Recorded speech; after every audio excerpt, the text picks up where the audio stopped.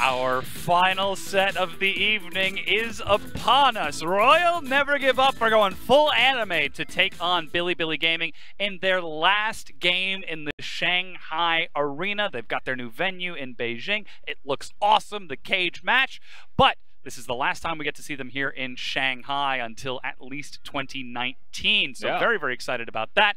The fans are absolutely packed in the house. It's hype as heck. We got a lot to talk about. Yeah, I'd hope so, honestly, if it's the last game they've got left here. And this is going to be the victory lap, effectively, for playing games in other arenas then for the side of RNG. The first and last chance you'll get to see them in Shanghai. A crowd should be out in force. And it does also mean that BLG technically playing a home game this time around. This time. Yeah. Of course, we'll find out whether or not they get a new stadium next split or if they continue to stay in Shanghai. Of course, that's all future stuff. But right here, right now, Royal Never Give Up are taking on Bilibili Gaming. And like you said, it's Royal Never Give Up's victory lap.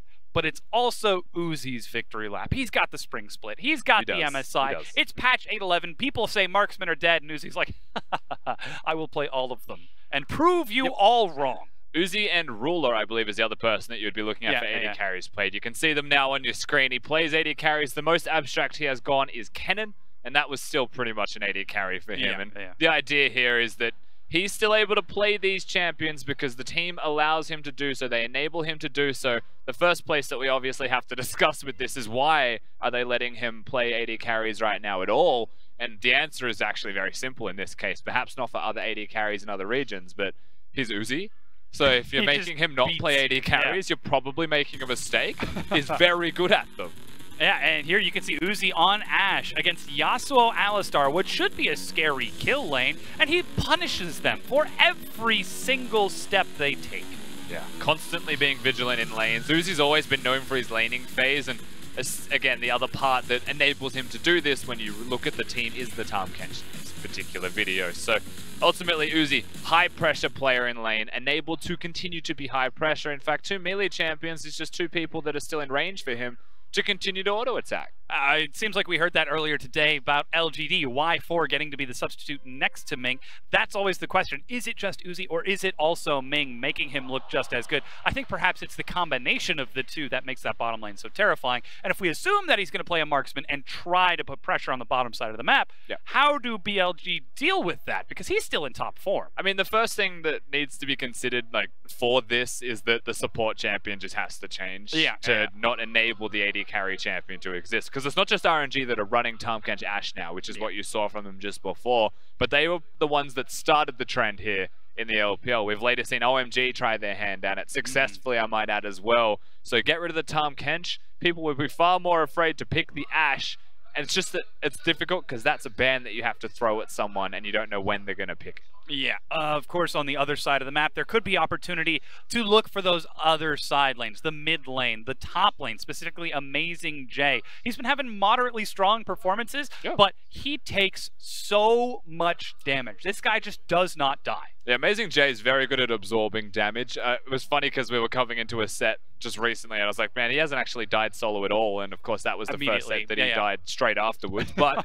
he's so good at soaking pressure, so good at not dying to ganks and to junglers, to just top laners in the 1v1, that usually, if it's like a really good top lane player, like the Shy, let's say, against Amazing J, you're not confident that the Shy can hard carry the game through getting kills or snowballing. You're hoping that he could then farm instead. Amazing J will soak it up. But things have shifted backwards and forwards for Amazing J sometimes, and it feels like whilst he usually is good at soaking, his recent best of threes, perhaps not so much. And maybe that's just the Singed anomaly, but it's still the case. Yeah, of course, the Singed proxy farm problem. He's got a bunch more deaths on the board. Doesn't technically count because he's a Singed, and that's just what he does, proxying. That becomes a challenge, though, because today against Royal Never Give Up, he's going against Let Me and Karsa. And these are two very fast players to punish any sort of mistakes. Can he afford to make the Singed mistake today? I don't think he'll have too much of a trouble in this game compared to what I was referencing, which was the Suning Gaming set. Because Let Me is not Shawel in terms of player priority on the map. in terms of champions that they'll play and in regards to,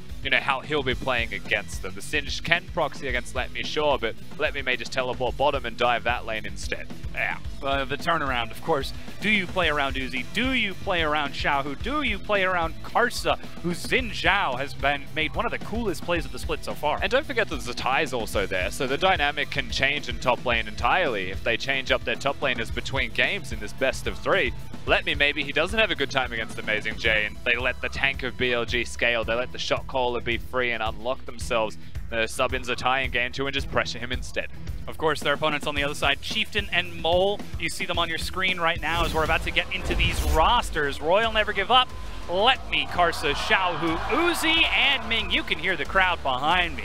It's confirmation to the crowd that first and foremost Uzi is starting, that they don't have Abel playing, and no more Y4 as we get to look at their opponents. Amazing J in the top lane, Chieftain in the jungle, Mole mid, Jin Zhao AD carry, road support. And this is a conversation that I want to get to as well. Bilibili Gaming went all the way to the grand finals against Royal Never Give Up in the Demacia Cup just after MSI. So they're not only just looking for revenge against this team from the splits upon splits of history, but it's also a very fresh wound that RNG inflicted. Yeah, there's a degree of recency in this best of 3 matchup, so it is going to be exciting. And at the start of the day, Amazing J even said that this is their home court advantage, so to speak, and he wants to exact that revenge over them for beating them in the Demacia Cup. And personally, would rather win here than in Demacia Cup. Get that head-to-head the first time you play each other. Make it more difficult for RNG in the second round of the gauntlet, and hope that you've been able to improve even more so than you have now. Okay, so then what are we looking for in this matchup? Obviously, Royal Never Give Up are the favorites, but if Bilibili want to upset them, how do they do it? Oh man, I actually don't know what to tell you. I feel like it's going to be Chieftain and Mole doing something sick in the 2v2. All right, well, we'll keep our eyes on that. But before we get to our casters, let's hear what Karsa thinks on the matchup. 因为我们跟 BLG 都是刚开季还在调整状态嘛，然后就希望我们这次也能够成功战胜他们吧。BLG 2位打野我都在德杯上与他们交手过了，所以我觉得我们这边打野还是略胜一筹吧。 I think that's the best place to start here as, because these two teams were the finalists from the Demacia Cup, where RNG actually were victorious. Yep, and I would agree with Karsa. Thank you very much for the candy. You're technically not a stranger, so I'll accept this. I would agree with Karsa just because Mianhua came in. I don't expect him to come in this series because he played poorly. Remember, a lot of the issues that we have with Mianhua and Athena is that the synergy just isn't there. Yeah. The 2v2 isn't there, but Mole and I would say Chieftain are pretty strong in that regard. So I'll answer Rusty's point here for him. I think when it comes to BLG, they'll take the series off of team fighting. They're team fighting specialists. It's how they do it. Now Amazing J has atrocious laning stats, but that because he takes it. He takes the spanking. He's like, all right, I don't care about the lane. Give me Singed, give me Maokai. I'll meet you in these in the Dragon Pit. I'll meet you in the Baron Pit, and that's where I will call you up. All about that late game, all about the team fights for BLG. But have their team fights really been up to standard? Oh no, this split, hell no.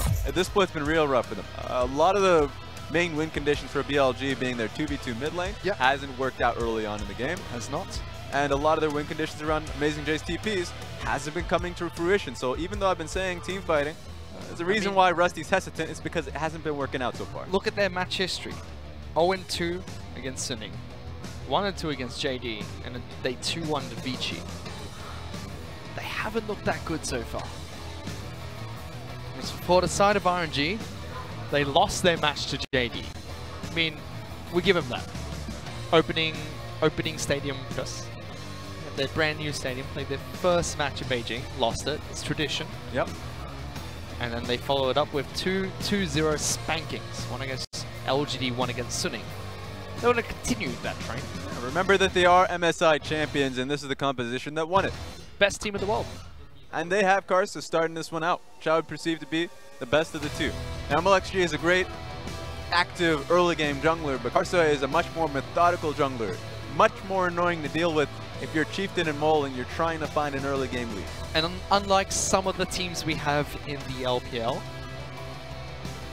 RNG are purely AD carry focused team. They only go for AD carries and Uzi. It's what they play towards. None of the chaos, which is something that feels like MLXG would play well in during the chaos of the meta. But sticking to their guns, playing quite standard to what we saw towards the end of MSI, and a bit of changes adapted to the patch as well. BLG are quite similar. Their bottom lane, Jinjiao's mostly been playing AD carries. One game of Rise being picked up so far. But let's take a look at the bans. 3 support bans being thrown out by RNG, Lulu, Alistar, as well as Morgana. BLG taking away Kai'Sa, Tahm Kench, as well as Talia. First pick coming in for RNG is going to be Camille. It's a bit of a takeaway. Chieftain and Amazing J are strong Camille players. Banning out the Lulu, which is a great 1-2 combination of Lulu Camille, means that we won't get to see it, obviously. But that just means that Karsa is going to be coming in hot. I expect it to be a Karsa pickup. Now, I would say Camille is the strongest level 2 ganking jungler, just because hook shot into flash is something that every mid laner should be afraid of. So I want to see how Karsa and Xiaohu can play this one out early. Start to see what they're going to pick up as well. So Karsa should be on that Camille. You have to see what Xiaohu's going to play. I mean, it could still be Let Me taking Camille to the top lane. We've seen it once in the LPL already. Top lane is picking up that champion, using it as a flex pick. Swain as well as Rakan locked in for BLG, but that little critter of Zoe was left open. Oh, there we go. Locked in for Xiaohu, and Ornn instantly picked up as well. A Luden's builder too, so we're going to be expecting RNG to be at least looking to win out mid-game, or at least the mid lane really early on. That being said, remember in a lot of interviews, Jinjiao has expressed interest in playing Yasuo. He's expressed interest in playing these bruiser bottom lane carries. Yes. But BLG's style is play a damn 80 carry bottom lane and try to carry it out later on in the game. So it's very likely that we'll see an 80 carry from both of these players. Yeah, he's had one chance to pick up the Rise. Let's see what BLG do throw into the bottom lane. I mean, Swain as well as Yasuo, both champions that can be thrown into that bottom lane, and it's very unlikely that Amaze J is going to pick up Swain or Yasuo into the top lane. He's more of a tank player, wants to get his hands on Singed. Yeah. So that potentially could be Mole picking up Yasuo with Swain in the bottom lane for Jinjiao. Yeah, so for me, RNG, the bans that they've been looking for, and this is going to be real important because the Ornn is likely to go for Let Me. It means Amazing J can look to play counter to that. And the 2 champions that I'd love to see that is, of course, Sintress is already banned, but the Aatrox as well. Now, even though I say that I'll kick a few routers if I see an Aatrox in my game, Amazing J is a fabulous Aatrox player. No. Please no. Oh wait, no, he doesn't play Aatrox, but I think he should. He should. No Aatrox for him. It's more of a tank-based player. Can pull out the carries when he's needed to, but more support bans being thrown at Ming. I mean, RNG took away 3. There we go. The Tahm Kench take it away. BLG follow up with a Fiddlesticks as well as a Thresh ban. Dr. Mundo is going to hit the bench. Even though it pains me to hear this, remember, look at the fact that they got the Rakan knockup. Apparently it's going to be a Rek'Sai knockup if they lock this one through. And the Yasuo, I would think that an Aatrox would work well here. And I know I'm just kind of tunneling onto that one. It just depends if Amazing J, we've been talking about this, is that style of a player. But with the Rek'Sai pickup for BLG, they hold on to their last pick. Still a couple of flex picks to work with. Their top laner, AD carrier, mid laner still up for debate. But RNG, they've got to show their hand now. Picking up the champions for Uzi as well as Ming, unless this Ornn is going to flex somewhere. We'll see. Oh my god! Woo! That mad dog! Oh, he's angry! How dare you ban my Kai'Sa? What the hell? Yeah, he's got himself Vayne. I mean, he's hovering over the cleanse too. I was just about to say that I didn't want to see something like this just because a Rek'Sai, and if you've seen all of BLG's games, if Chieftain gets Rek'Sai, he is camping the bottom lane. He is just sitting there looking for any opportunity to get Jinjiao and Road ahead. So RNG should know this by now. Even picking up the Taric means that they're willing, ready to match it. Oh, they definitely are. Game number 1 against the anime squad, and Vayne gets picked up by Uzi. I love this meta. Oh, yeah, same. This meta's fantastic. Drop my pen, Raz. I can't write notes anymore. Yeah, you're shattered. Look at you. You're shaking. Oh, Taric's going to shatter something, but Poppy gets locked in for BLG. There we go. I mean, here's the thing. Poppy works in this meta.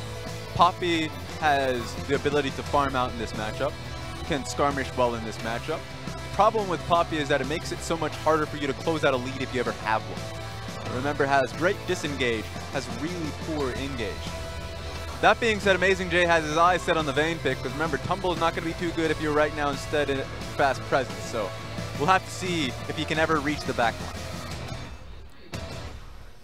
One of his signature picks though, Raz. We can talk about the team composition for days. We can talk about how Jin Zhao, you know, his second chance to play a mage in the bottom lane. But everyone's going to be talking about it, and everyone's eyes are going to be on Uzi picking up Vayne. Probably the best player in the world right now, being one of his favorite champions. Something we don't see very frequently. I mean, I believe in the spring split, we only really saw it in the LPL. Yeah. Probably, from what I know, one of the first times it's going to be picked up internationally in the summer split. Definitely feels like this is not the meta for Vayne, but remember Rusty talking about the amount of AD carries that we've been seeing coming out of Uzi for RNG. The fact that he's willing to go all the way back for his hyper carry of Vayne, he's ready for this.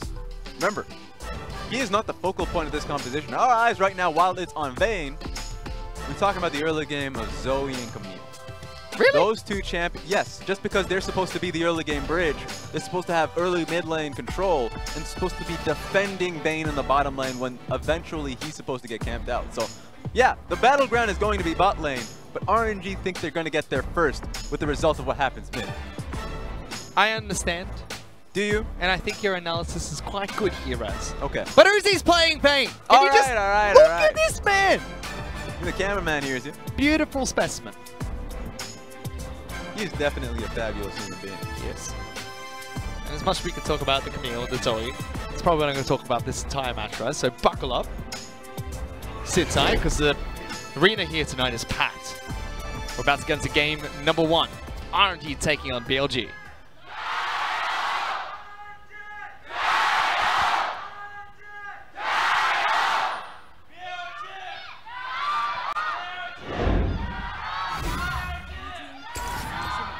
I'm gonna let you in on a little secret. All right, you calm down now. Wait a minute. Hey, look, Xiao is fan, that's the right idea. Spam the Deficio for Deficio. Oh, there we go. The summer Deficio. Okay, what's the secret, Raz? Tell me. Every single time Uzi plays Vayne, last spring split, it happened before that as well. Who got first blood? Casa. No, Vayne.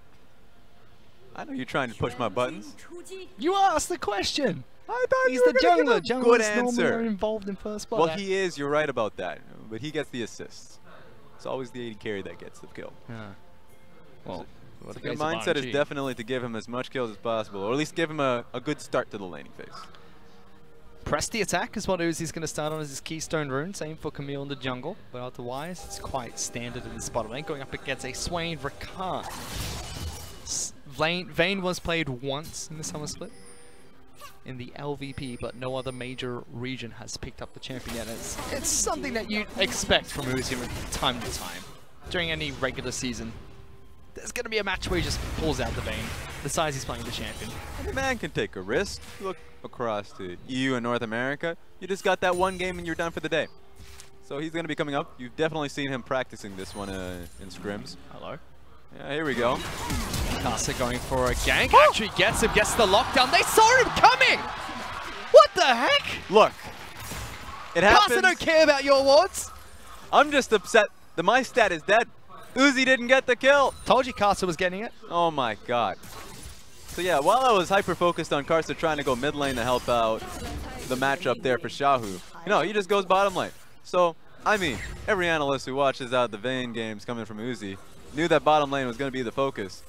And I thought they were able to get out of there scot-free because Ming ended up missing out his W just because it was flashed away by Jin Zhao. But not going to be able to get away from Karsa. I mean, I didn't think anything was going to happen. Ming flashes forward, cool. Jin Zhao's going to be able to get out of that. But they had a ward. They knew that Camille was there. Yeah. Almost disrespectful, it seemed, from BLG's bottom lane. It's one of those things. It happens pretty frequently. Let's say in solo queue. A lot of Korean solo queue games I would watch and it'd be like, you definitely see and you expect the Camille to be going mid lane. Yes. But the kill comes through anyways because you always forget about how long of an engage it is for hookshot flash. It comes through, you get surprised, and sadness for your entire team, you die because of it. I mean, flashed away from Tarek, can't get away from Karsa, but at the same time, Xiao's doing a good job of zoning out Mole in the mid lane. Chieftain now going to try and make his way down onto the bottom side of the map. No ward to spot him out, so RNG don't know that he's here. They have a wave pushing against them, however. Yeah. Chieftain is known for these kind of ganks, so here we go. Just trying to find an opportunity. Trying to jump in. Good move by Uzi. Knocks back Rakan, but Ming's going to get collapsed upon because he has no flash. Chieftain forced to flash away as well because Uzi got a decent amount of damage there, but BLG get a return kill. Yeah, very well done focusing on Ming. He used his flash earlier on, and if you're looking at Uzi, he still has both of his summoners. So if they focus onto Uzi, that's not going to be a kill. So well done to be able to get the kill on towards Ming. And if you're looking towards what to pick up as Vayne, go towards the position tree, going for press D attack, followed by the Gathering Storm and Nimbus Cloak, one of the newer Keystone runes, well, not Keystone runes, one of the newer runes have been added to the sorcery tree. Yeah, it gets you the extra movement speed on the ultimate, which is nice to see. Gotta go fast. That Uzi can stick to some of these side lanes once he gets an earlier lead. So once the towers start to open up, once we get into the mid game, we get to see Uzi make the decisions if he wants to be grouped up with the team or be in side lanes, because he can actually respond to a lot of people. Even if it's just going up against Yasuo. That's going to be an excellent skill match to see if we see them both on side lanes. So that'll be fun when that gets, we have to talk about that. We got to check in with the top lane where it's Poppy going up against Zorn. Amazing J's Corrupting Potion is out. And Lemmy is slowly building items in lane, and Zorn's passive lets him do, so slowly shifting the way that matchup goes in favor of Zorn. Mid lane's just been Xiaohu zoning out Mole, gets tagged by the tornado there. But Goodwin Ward's going to stop the active use of the item, the Super Soaker, but nothing too much happening in this game so far. A lot of fights in the bottom lane, and continued trades with Jin Jiao as well as Road. And that's the thing, just to touch back on towards the Hextech GLP that you get as a Zoe. That's the one thing that I despise that's still being dropped, just because we see combinations still being done down with that. Because once you hit GLP, you immediately follow up with the Sleepy Trouble Bubble. And it's almost assured that it follows through, so. As long as you're not in the minion wave, but Castle's actually been caught out slightly here. Or is it Road that's going to try and protect the Scuttlecrat that's been caught out? He doesn't have much mana to his name, so they don't want to commit to it too much. They're okay though. They get away. And they pushed Rek'Sai towards the top side of the map. So even though we've been seeing a lot of Rek'Sai, Karsa, wait a second, are you gonna look at this? Just kicking the wave a little bit, Raz. He's alright. Mole decides he wants to go for a bit of a fight. Level 6 now on Yasuo, throws out a good wind wall. Doesn't this hello? Today we found out he's blind. Someone needs to teach Xiaohu how that interaction works. But yep, they were just pushing back and forth the mid lane. Seems like both mid laners want to go back to base here, Raz. Yeah, my point here for Chieftain is that Chieftain, specifically in the spring split, was really known for, of course, his 2v2 in the mid lanes with Mole, but also just being with the bottom side of the map with his Korean compatriot and Road. Good synergy. That's been what they've found real strength in. So him being on the bottom side of the map with Rek'Sai has been a frequent point of advantages for them. But Karsa just pushing him away from that area, isolating the bottom lane and making it super safe for Uzi is great for him. I want to see what Uzi ends up building for himself, because there have been a few crit Vayne builds, but I feel like he's going to go into the Blade of the Rune King is what I would love to see from him. It makes it a lot easier, has the sustain for himself. So that's what I want to see. If he goes Blade, he'll have great recipe items that he can look towards and have that experience, or at least the item advantage over the Jin Jiao and Road lane. We'll keep track of it, but what do we expect from RNG's team composition? Because despite the Vayne pick, it's fairly standard composition. Are they just looking to try and almost funnel gold into Vayne and just let her sit back and scale? I would say she's the investment later on. She's the safety net if things don't go well early in the game, but they should go well early in the game. A lot of it for me still rides on Karsa and Xiaohu, because Mole, if he doesn't get picked off, excellent, right? He's done his job, but he should be getting pushed in due to the pressure Karsa's pressuring, or I guess putting down on the map. They already have one control ward down to protect the mid lane, but easily BLG should lose that. You can already see Ming tag teaming with Karsa. You can also see Karsa as well as Xiaohu potentially working together during the mid game to try and get those picks. Here we go. Road might be in some trouble, gets swept, Karsa gets the first stun, locked down with the ultimate, even a trouble bubble there for good measure. Ming gets the kill. But there you go, Karsa and Ming working together, they find a pick. Yeah, they were already on the map looking for it, because Vayne was in a very safe position. Chieftain's not feeling that safe though. Karsa can look for this pick. Doesn't have the ultimate available, but gets the stun, and the second one coming out from Ming as well. Flushing away from Jin Jiao. Respectful flash coming out from the jungler of RNG. He doesn't lose any HP, so remember, even though he blows flash, it's Chieftain that's still feeling unhealthy. He either goes back to base or farms up so he gets the passive heal off his rage bar. There we go. Still a lot of pressure in the mid lane coming out from Xiaohu, about 10 CS up ahead of Yasuo. Maul's trying to farm up where he can, but it's been a relatively quiet early game. I mean, yes, we've seen Casa move around the map and Chieftain do the same thing, but nothing too much taking place just yet. Just farming and small skirmishes. Right now, RNG's bottom lane put the lane in a really strong position. Of course, with the wave being frozen at the tower, it allowed Ming to tag team with Carson and get the kill. But also on top of that, Jin Zhao could not touch that lane for quite some time. Now he's 20 CS behind, being alone where the wave is slowly pushing out. So it kind of sucks, and I would expect Karsa to be bot side. That was cheeky. There we go. So Karsa's on that top side, and that was very cheeky coming out from Xiaohu. Auto jumping through the wind wall to get a good paddle star as well as Sleepy Trouble Bubble. It's just, I would say it's poor planning or communication overall, because I want to see Karsa's bot side, because that wave has been slowly pushing up for quite some time. It's in a dangerous place right now. But not going to be the case. Chieftain even goes back to base. Xiaohu just zoning away Mole once again. Yasuo's been stuck here, and Karsa's going to try and start taking down Rift Herald. Okay. Amazing J has eyes on this, so he should be able to buy enough time for Chieftain to come along. Doesn't look like it. Chieftain will get there, but gets put to sleep. Xiaohu going to jump in, paddle star. Goodbye. Yeah, well, there goes that. Yeah, there goes that Rek'Sai. He's out. Get the heck out of the river. Belongs to Xiaohu at the moment. So he's very powerful. Teams like Suning ban it out every single chance they get. Nice stun, Ming. He should be alright. As you can tell, Ming, even though he's running low in mana, he's going to be able to spam heals throughout the lane. Has a tier to himself as well, yeah. So that's the expectation here, is even though the poke comes through, he's going to be able to heal out. Nice. Poor Yasuo. Poor Yasuo just dealing with this crazy long-haired demon. Portal jumping through wind walls and throwing paddle pops at him. It is rather annoying. No one's looked towards the first Elemental Dragon just yet, but the 2 kills that were picked up by RNG, even though there was 1 returned by BLG, are enough to put them in a comfortable lead. 1,500 gold ahead, 11 minutes into the match. It's not a bad lead to have. I mean, there's a 20 CS lead in the top lane as well. Letme's doing well there. Where BLG looking to attack? Because if RNG have that pick comp available of the Camille, Zoe, even Taric from time to time, and late game assurance of Uzi, how do BLG attack this? So ultimately the bad response, because that's been something they've been working toward, is bottom lane. They have a lot of pick potential with Swain and Rakan, but they've been getting pushed out so heavily. In fact, they're going to try it.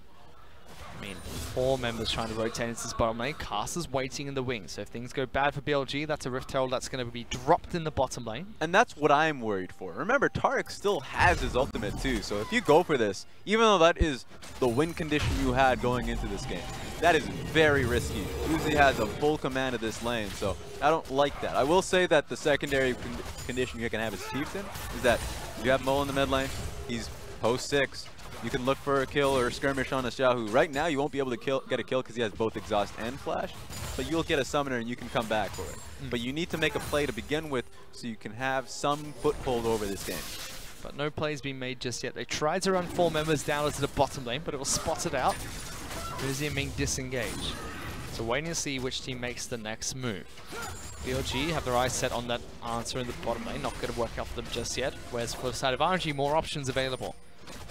Have the pick potential, not using it just yet. No one really fighting over the Cloud Dragon, so they're sitting back and scaling, and Uzi's going to be very happy about that. Yeah, scaling and slowly chipping away at tower. Well, bottom lane tower, it seems like mid lane is just getting about to blow wide open. I mean, no defense coming out for BLG just yet. They drop the Rift Herald, they rotate everyone over, and just like that, there's your first turret res. Super clean. I thought that Uzi and Ming were going to stick bottom lane because they have been chipping at this turret for some time. It doesn't happen. They just utilize the push that they've had to run mid. So proper timing, proper communication overall. It's BLG just slowly getting put in a really poor position. Yeah, 2,500 gold lead for RNG, and it's been clinical so far. BLG haven't had the best start to the summer split. It's slowly dropping more and more games, but it's just so clean. I mean, we had the question about every single team of the LPL. What style are they going to move towards with the current meta? Are they going to be a team that throws multiple bruises around, looks for very chaotic early game Clown Fiesta-esque fights, or play more towards an AD carry style? We established that RNG are going to play towards an AD carry style, but they're not even I'm not even going to say the word adapting. They're not even conforming to the chaotic meta. They're playing it clean, relaxed, and this is something that we could have expected for them during MSI. Yeah, I would say that RNG, I would say the moment they got Uzi back in Chinese New Year's, they recognized what their style was. There's no question about it. It's going to be in the bottom side. It's going to be their AD carry. So no matter what style this team has, no matter what the meta looks like, it's going to be a game about Uzi. So there is a possibility where Uzi can go towards bruisers, but ultimately they've decided that hyper carry is going to be that response. Look, we've got a slow game, so we can actually talk about him, right? Because, they're just farming. Lane swap's been initiated after taking that first turret in the mid lane, so Uzi's going to head towards top side of the map. He's played the last 6 games that Uzi has played, Raz. Yep. His score in total was 52 kills, 1 death, and 40 assists. Nutty. 92 KDA. He won all 6 of those games. I think he's the best player in the world right now. Oh, I mean, yeah, there's no... The only player people would usually utilize would be FLICKR, but currently it's just... FLICKR didn't go to MSI. He was benched as well. Do you see Uzi being benched? Hey, No. hey, you gotta let me finish, because I'm just gonna say that right now SKT ain't having good performances right now. Fortunately, they have not. And sometimes, certain players are playing Taric or Darius bottom lane, and he's not having a good time either. We'll get to see more of them actually fight. I mean, we'll get to see Uzi play against FLICKR at Rift Rivals. If FLICKR plays. That team isn't not going to be going. Not going to be having a good time there. No. But again, Uzi's star play, we halved him even after MSI, after a fantastic performance from RNG in general. Who are we looking towards for BLG? Who's the man that causes an upset here? Because Amazing J, he's done what we expect Amazing J to do. 30 CS behind. He's not inting, but he's a big tank. That's a big tank. And here's the thing, we just came out of a game in which Yagao and Yasuo came out large, so I would be inclined to say Yasuo ulti in these major team fights, or a proper one-on-one in a split push situation, comes off big for them. But also, I would just say naturally, Poppy is an unpredictable champion. And a lot of these team fights, the question is how much gold does Poppy deny from the enemy team? Because she just ends up flicking 2 members away entirely with her ultimate. Yeah, it started the fight. So a team fight can get entirely changed based off how she performs. So yeah, you never know what you get with a Poppy. It's very hard to utilize her engage, but if it's utilized perfectly, then you just save your team so much gold. So yeah, if we get to that point in time, imagine if Mole or Amazing J. Amazing J knocks away Uzi. That's a lot of gold from the fight being taken away. But RNG rotate a few members into the bottom lane. They'll lose their top lane outer, but they take down the top lane inner. Tell me more about this Swain pick though, Raz, because we've seen Swain being played at the bottom lane. We've seen a lot of different majors being played at the bottom lane, but Swain was one of the later adaptations. Why are people running him in the bottom lane? Stronger laning phase, right off the bat. Initially came by Fury, going in towards Vladimir matchups a little bit more consistently, just has the push, especially once he hits level 9. So it's usually been off that fact, and remember that we have a lot of great Swain players, a lot of great teams that want to skirmish around that pick.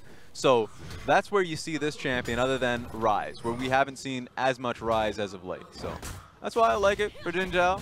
Remember, he's just been having it rough in this particular matchup. No Chieftain after he got battered away from the bottom lane. So that's just been rough. Yeah, I think on his end. That gank coming out from Castle, although it was over a ward and could have been reacted a bit better from BLG, almost like they didn't expect it. That's true. And I think the most damaging one is just a possible counter gank that was, like, even though it wasn't immediately a gank, the most impactful thing Karsa does consistently throughout the split is either going in, counter jungling you, tracking you, tracking you is a big one because that's what happened this game. Even though Chieftain went in for a visit on the bottom side of the map, Garza was there. He said, hey, if you want to go for this gank, you lose immediately. So that's why BLG just called it off. Against any other team, they go for that fight. They go for that gank. Against that one, he was like, all right, I'm not coming back to this because that's not my strong part of the map anymore. Is that the deal with the Rek'Sai pick? Because Chieftain kind of picked it up to start in the summer split of the LPL. I believe 1 or 2 other junglers have actually played the Rek'Sai. I can't remember who they are. But doesn't really feel like a great pick for the current meta. Is that just because he's a tracking jungler? Is that what he's trying to do here against Garza? Hang on, we can't talk about that just yet because RNG are looking for a fight. Ultimate comes out from one, doesn't connect. Jinjiao pops the demonic form, and now we're going to see who gets knocked out. Taric knocked away. Garza goes invulnerable. BLG disengaged from the fight. Yeah, I mean, it was initially an engage starting in from Garza. Not much happened there. I would say more resources were expended by RNG to make that happen. So if you're a BLG, you feel confident that you can just actually head it back to base and start farming once again. RNG tried to force it. I mean, we have to keep our eyes on both Xiaohu as well as Let Me. At any point in time, they can start a fight. Yeah. Karsa can too, a bit more dangerous as he is the squishy Camille pick.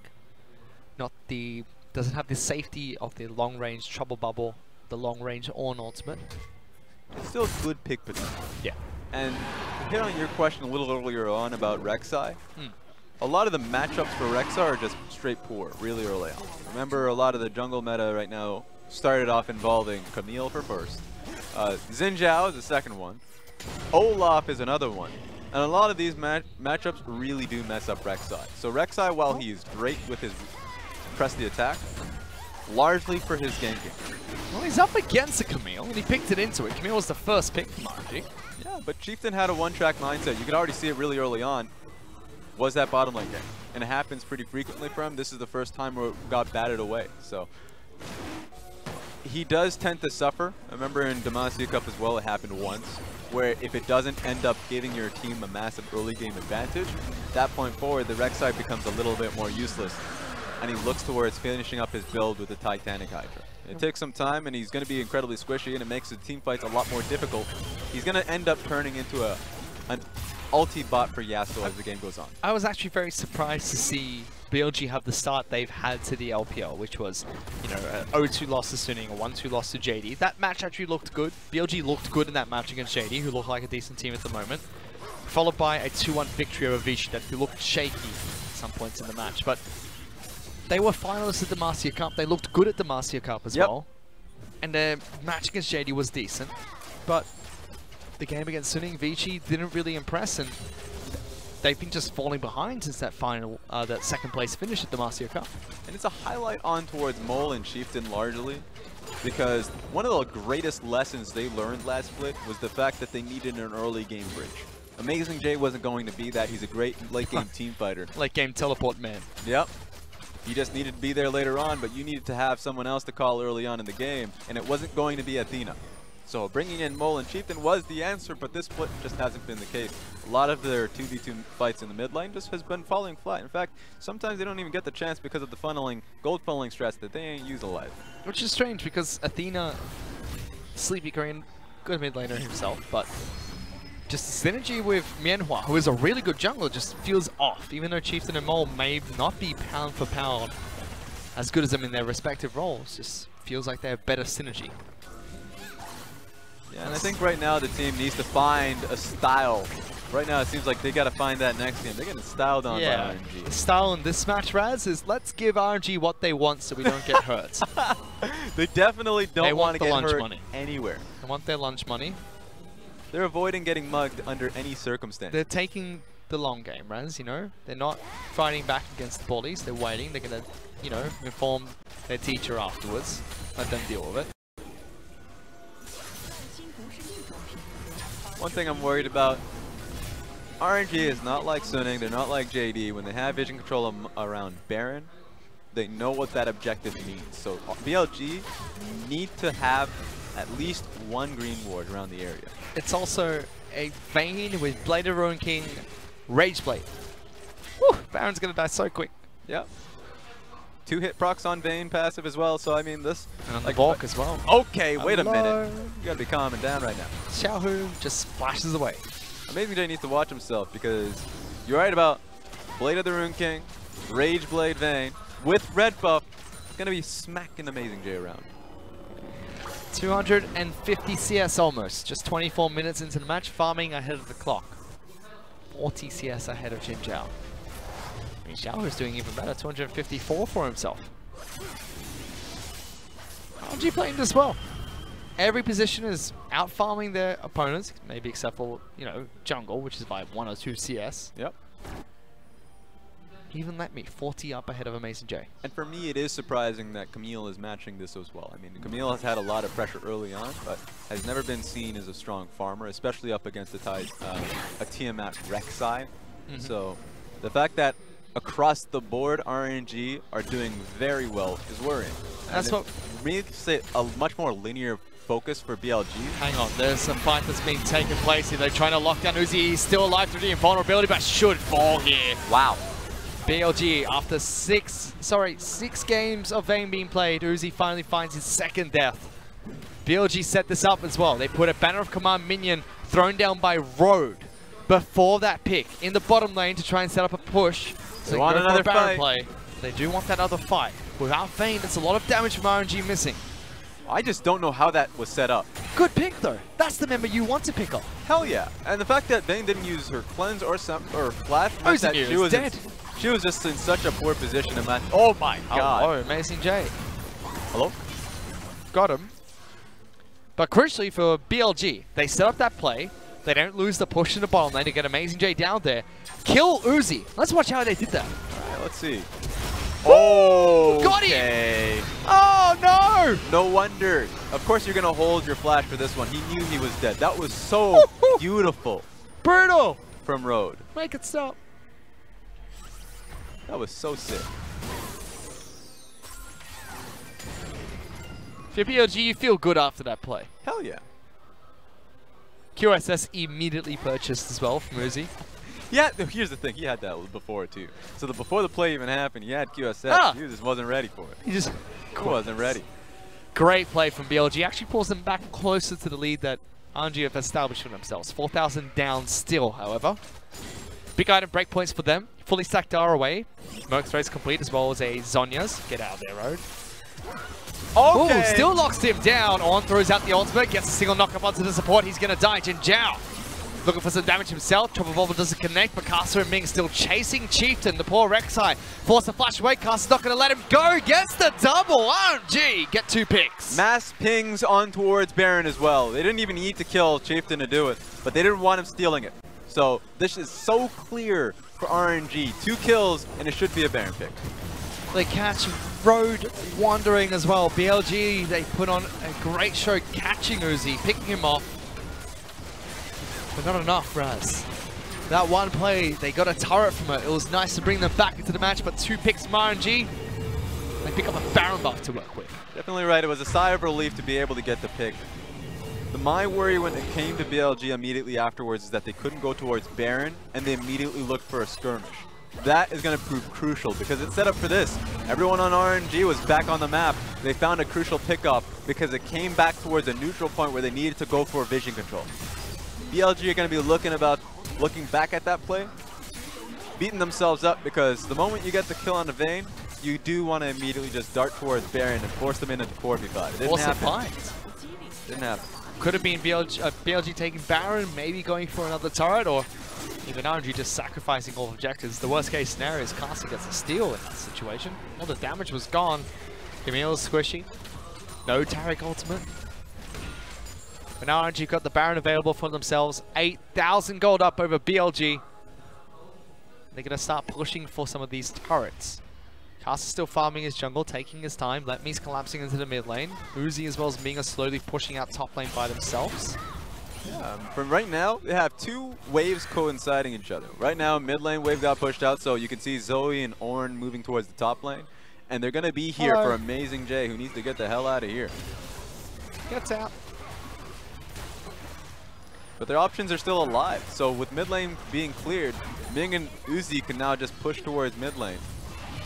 Banner of Command used as well, so Banner of Command cannon minion. Good tackle by Amazing J means that's going to aggro him and not the turret. BLG looking for a fight. Uzi is able to step away. Now it seems like Karsa's actually taken up the 1-3, so he's a side laner now. Is he a jungler or a split pusher, Raz? He looks like a top laner at this point. He's taken the mantra of MLXG. That damage. Jay's like, you're not let me! Gives RNG some time though. They push towards top side, take down top lane in a turret. Remember, Taric ultimate is up and available as well as Uzi, so the only reason they won't utilize it is because it's 3 members strong here. Well, Ginger at least gets all of the soul fragments that he needs for his ultimate in the next team fight. That could help out BLG a bit. Not scaling up too well. I mean, Mole doing well on this Yasuo. Fist being Surge Gauge being picked up with the double BF sword and Fanadad, so close to his Infinity Edge. But RNG being able to break the base. Here's the Horn. Throws out the ultimate, gets knocked up onto Swain. Karsa collapses. They knock Taric away. No, Vane's gone.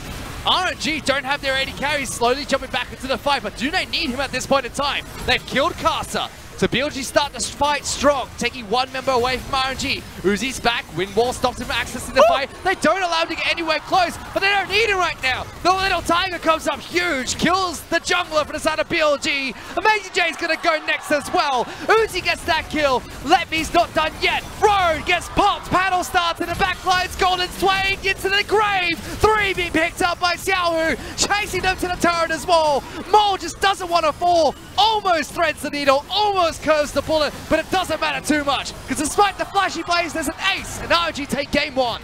It was the spec, and the last fight was the best opportunity for BLG. Woo! They threw him away. He was nowhere to be seen. Get out!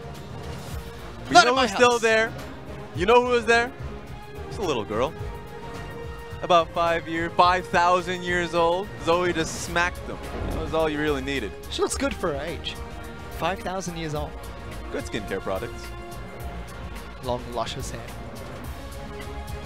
Xiao used that little demon of a person. Yeah, L'Oreal sponsoring Zoe. Oh, there we go. It's definitely an LPL type champion. Xiao used that demon of a champion quite well. Didn't need Uzi in that final fight. I thought it was Taric that was knocked out, but it was just me. It was like, yep, the most important person to put the invulnerability on is Uzi no matter what. That was hilarious because it's like, all right, that's the most valuable member of the team. And then the Zoe just blasted the Rek'Sai because he went on towards the trap. Look at that damage. Beautiful. Crazy damage. Just all around clinical play from RNG. BLG had some points of attack.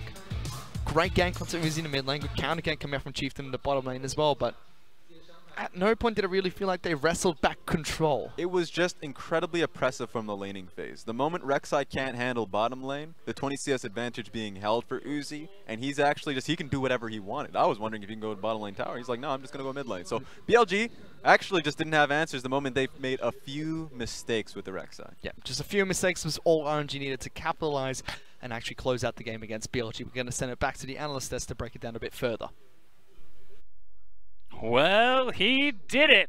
Lock it in vain. Uzi, of course, it had to be this way. Yep. And I was just thinking, what better way to have your last series in Shanghai than you pick the Vayne. You play a slow early game. Oh no, BLG have the lead, and then what's this? Uzi on the late game hyper carry Vayne turns things around? Well, that's not what happened. It was Xiao who ended up getting the carry, but the story was there. That's what RNG was shooting for. He was just big celebration. Narratives for the anime rivalry. Sure, that's what he was going for. It didn't even matter. Didn't even matter what champion he picked at that stage in the game. It could have been anything. Could have been a bruiser, and it still just would have been Xiao carrying the game out. That's how clean he was on the Zoe.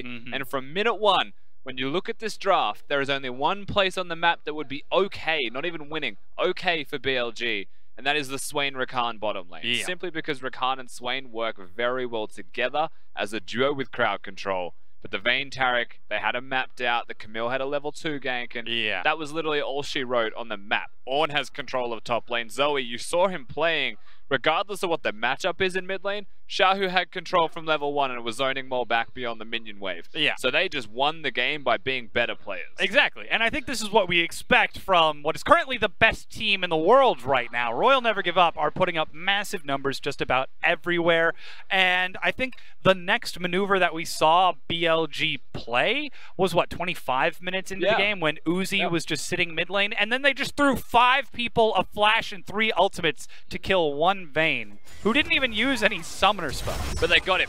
That's did. What matters. Yes. The most important part about this team composition for BLG is that they kill the Vayne. And yes, he doesn't use summoner spells. There's a chance that maybe he tries and maybe by some miracle gets himself a couple of Teemos away from them. Yeah. But he still dies. Yeah. So he chooses to save the summoner spells. BLG choose to get the kill and get a turret down. You're like, oh, maybe.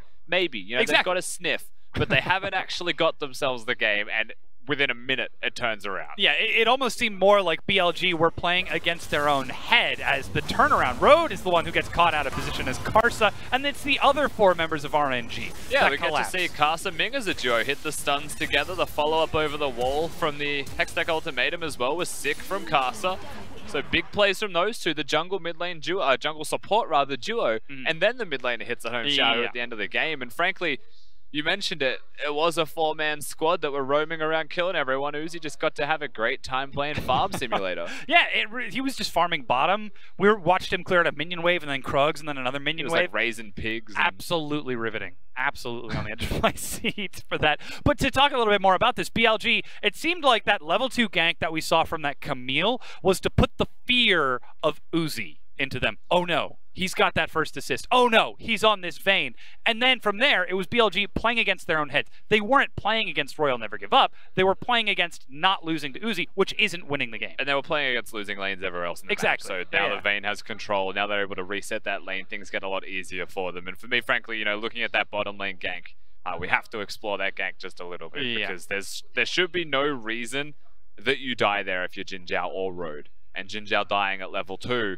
by what looked like disrespect, to me is something that it should be a familiar concept to everyone, right? When there is a jungler that you see coming towards your lane and they're on a ward, you can either choose to back away, and then the jungler will be like, well, that's warded, isn't it? I should go somewhere else. Yeah, or you can pretend like you don't know they're there. Maybe bait the summoner spells out. Even trading summoner spells is okay down in that bottom lane. You still want to win the 2v2 and have Karsa just waste time. But the Camille distance that he can cover with a flash hookshot at level 2 is absurdly high. And he was still able to pick up that kill. So I just think that was perhaps not disrespect, but a lack of awareness of what could actually still happen to him, as the flash was just reactionary in a random direction. And just like any good anime, BLG suddenly realized how big the gap is between BLG and RNG right now, because though they dropped a game to Jingdong in their first series in the LPL, this team is still one of the favorites moving into Summer Split. They're still playing very, very high-level League of Legends. That being said, BLG have shown us a lot of potential. They went to the finals in Demacia Cup. They were able to have a strong showing in Week 1 and Week 2, though their current standing does not reflect that. This is a team that has absolutely grown from Spring Split. And if that's still the difference in level between them, what can they possibly do? They could still change the draft and the strategies and, you know, the general execution on the map for BLG right now. They picked themselves the Rek'Sai Poppy as their 4 and 5 picks, and that composition could have been rounded out with different priorities. Perhaps a top laner earlier on in the draft, because again, he got targeted quite heavily in the second ban phase. Aatrox still exists and was not touched. Exactly. So why not go towards the Aatrox if he doesn't play it? Now's a pretty bloody good time to start playing that champion, given how bonkers it is right now. Yeah, and speaking of bonkers, again, we have to give our MVP to Xiaohu for landing that massive Zoe damage. 39.5%, 3-0-3 overall, but holy cow. Yeah, he was super big. Zoe was massive. Xiaohu's mastery of the champion has notably improved over time. I think it was at the end of the Spring Split, Xie played a game on it, Xiaohu played a game on it. You're like, just stop, please. It's obnoxious, it's broken. Go to MSI, you come back and you realize that it's not just as broken as it was before, but if you have mastered the champion, you still do a crazy amount of work. And this is that last team fight where Let Me is just ridiculously tanky. And Xiaohu, he's just too hard to target. Look how far back Zoe stands. Yeah. When Let Me's that tanky in front. And then the moment the engage is gone, Uzi says it's my time to shine and steps up to finish off the game for that RNG win. Of course, that does put them ahead in this series. It's still a best of 3 though, so BLG will see how they recover coming into this next matchup. Rusty, what do they do to fix it? BLG? Yeah. Oh God. Bring us to game 3. Pray. What's it going to pray? Well, he's in the LCK Literally right now, the so we'll see. Yeah, exactly. Let's see if we can ship him over as quick as we can. We're going to go and take a quick break. Don't go anywhere. Game 2 is coming right at you. 让我们把故事传唱下去，继续书写 RNG 的传说。